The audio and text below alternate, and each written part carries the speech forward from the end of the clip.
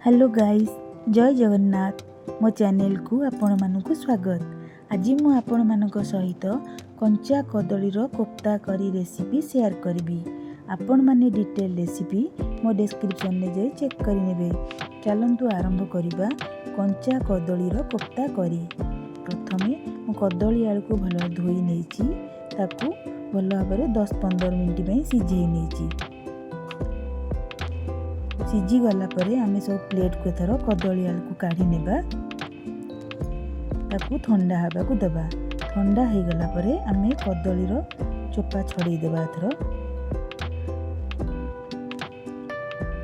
देखंतु सब कदली रो चोपा छड़ेई देछि। एथरक आलू कदली को आमे भल भाबरे चकटी नेबा।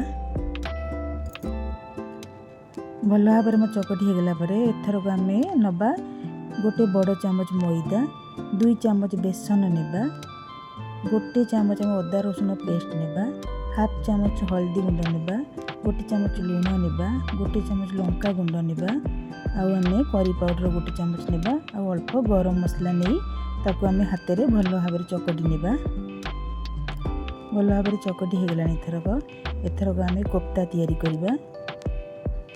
भल मध्यम साइज रो गोल गोल करी बॉल टाइप रो तैयारी करिबा। कोफ्ता आमर हाथ में न लगे आपण मान हाथ में तेल नहीं जिवे। तेल लगे देले आम हाथ में कोफ्ता लगनी। देखो रेडी है थर आम कोफ्ता। तापर आम गोटे कड़े नेबा। कड़े आम तेल नेबा। तेल भल भाव गरम हो गला धीरे धीरे कर आम सब कोफ्ता को तेल छाणीबा। पूरा लाल हेबा जाए आम एथर कोफ्ता को छाणी देबा। कोफ्ता आमर भल कि लाल ही छाणी गला। एथरक आम गोटे प्लेट को काढ़ी देबा।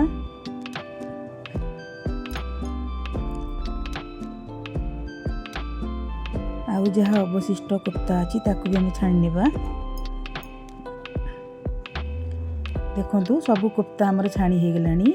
एथरक आम गोटे कड़े बसैबा। कड़े आम तेल नेबा अल्प, तार में जीरा नेबा, टी दालचीनी गुजराती नेबा, आ पियाज रसुण अदा सब नहीं जावा काटी रखते नहीं जावा। तापर टमाटो नहीं जावा, ताकू भल भाव में भाजीबा।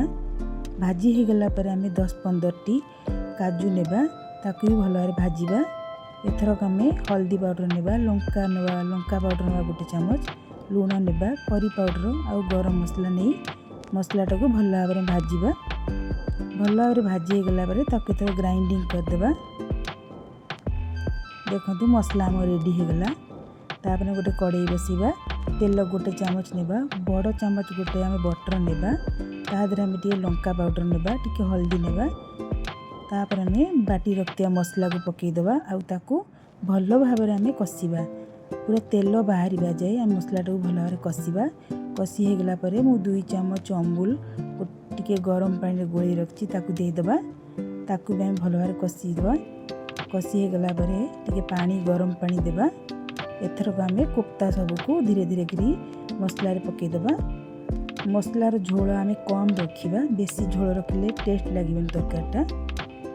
देखंतु ये कोफ्ता करी रेसिपी बहुत ही टेस्ट लगे। आपण माने निश्चिंत घरे ट्राई करिवे। मो बहुत सिंपल भाव में करिछि। देखंतु हम रेडी होला थरो कोफ्ता करी।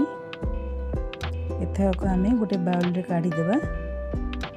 धीरे धीरे करी कोफ्ता सब काढ़ीबा, न भांगी जीवो। देखंतु धीरे धीरे काढ़ देबा। ये कोफ्ता करी रेसिपी निश्चिंत घरे आपण ट्राई करिवे। जदि आपण मानकु मो रेसिपी भल लागिवो ताले मते लाइक, शेयर, कमेंट आउ सब्सक्राइब करिवे। Thank you so much.